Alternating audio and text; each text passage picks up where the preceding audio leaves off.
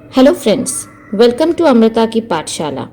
आज मैं इस वीडियो में संत कबीर जी के कुछ सीख भरे दोहों का वर्णन करने जा रही हूँ।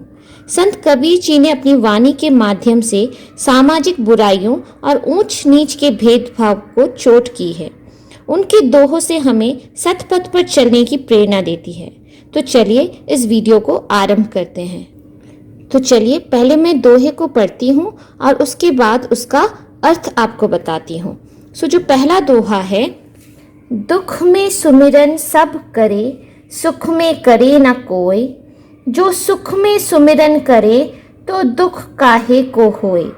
इसका अर्थ है, कबीरदास जी कहते हैं कि दुख के समय हम सभी भगवान को याद करते हैं, पर सुख के समय कोई याद नहीं करता। यदि हम सुख में भी भगवान को याद करें तो दुख होएगा ही नहीं।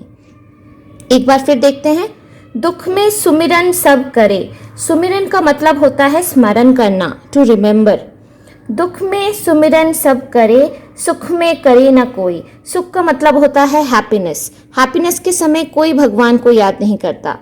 जो सुख में सुमिरन करे, अगर हम लोग खुशी के समय में भी भगवान को याद करें तो दुख काहे को होए, तो किसी को भी कोई दुख नहीं होगा। चलिए अब दूसरा दोहा देखते हैं। दूसरा दोहा कहता है, गुरु कुमार शिष्य कुंभ है, गड़ी गड़ी काढ़े खोट। अंतर हाथ सहार दे, बाहर बाहें चोट।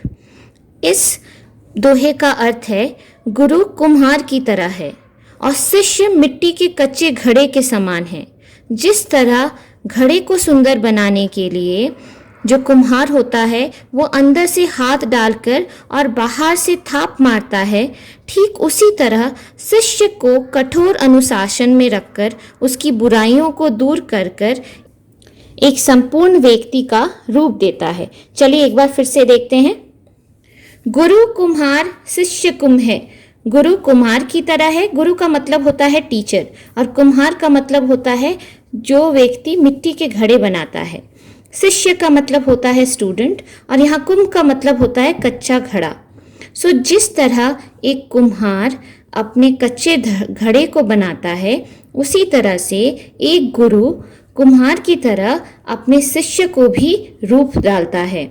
जिस तरह एक कुम्हार बार बार मिट्टी के घड़े को बनाता है, अगर उसमें कोई खोट रह जाए उसको बार बार बनाता है, अंदर से हाथ डालकर उस घड़े को रूप देता है और बाहर से वह थाप मारता है, ठीक उसी प्रकार एक गुरु भी अपने शिष्य को कठोर अनुशासन में रखकर उसकी बुराइयों को दूर करता है।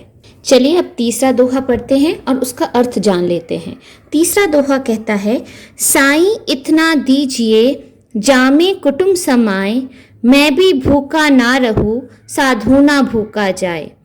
इस दोहे में कबीरदास जी कहते हैं, ईश्वर मुझे इतना धन दो, अन्न दो, जल दो, इतना अन्न जल प्रदान करो कि जिससे मैं अपना पेट भर सकूं, अपना गुजारा कर सकूं और मेरे द्वार में आने वाला कोई भी मेहमान भूखा ना जाए, मैं उसे भोजन करा सकूं। चलिए और एक बार देखते हैं। साईं इतना दीजिए। साईं यहाँ भगवान को बोला गया है। साईं इतना दीजिए, जामे कुटुंब समाए। जामे का मतलब होता है जिसमें, इन विच। कुटुंब समाए, कुटुंब का मतलब होता है परिवार, फैमिली। समाए का मतलब होता है समा जाना, टू फुलफिल। मैं भी भूखा ना रहूं, साधु ना भूखा जाए। तो मुझे साईं इतना दो कि मैं अपना भी लालन पोषण कर सकूं और मेरे घर में कोई भी मेहमान आए, कोई भी सज्जन व्यक्ति आए, यहाँ साधु का मतलब होता है सज्जन व्यक्ति। कोई भी सज्जन व्यक्ति मेरे द्वार में आए, उसे मैं खाना खिला सकूं, वो मेरे द्वार से भूखा ना जा सके। चलिए अब हम चौथा दोहा भी देख लेते हैं। जहाँ दया तहाँ धर्म है, जहाँ लोभ तहाँ पाप। जहाँ क्रोध तहाँ काल है, जहाँ क्षमा तहाँ आप। इस दोहे का अर्थ है, जहाँ दया होती है, दया का मतलब होता है काइंडनेस। जहाँ दया होती है वहाँ धर्म होता है और जहाँ लोभ होता है, जहाँ लोभ का मतलब होता है ग्रीडीनेस। जहाँ लोभ होता है वहाँ पाप होता है। जहाँ क्रोध होता है, क्रोध का मतलब होता है एंगर, जहाँ क्रोध होता है वहाँ सर्वनाश होता है, और जहाँ क्षमा होता है वहाँ पे ईश्वर का वास होता है।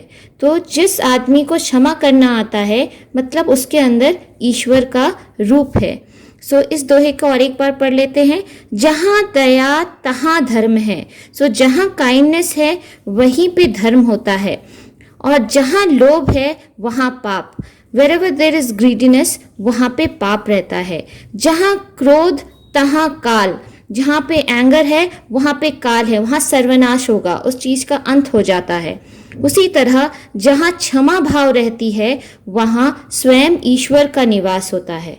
आशा करती हूँ आप सबको ये दोहे से कुछ सीखने को मिलेगा, और यदि आपको यह दोहे और उसका वर्णन अच्छा लगा हो तो सब्सक्राइब, लाइक, शेयर और कमेंट करना मत भूलिएगा। धन्यवाद।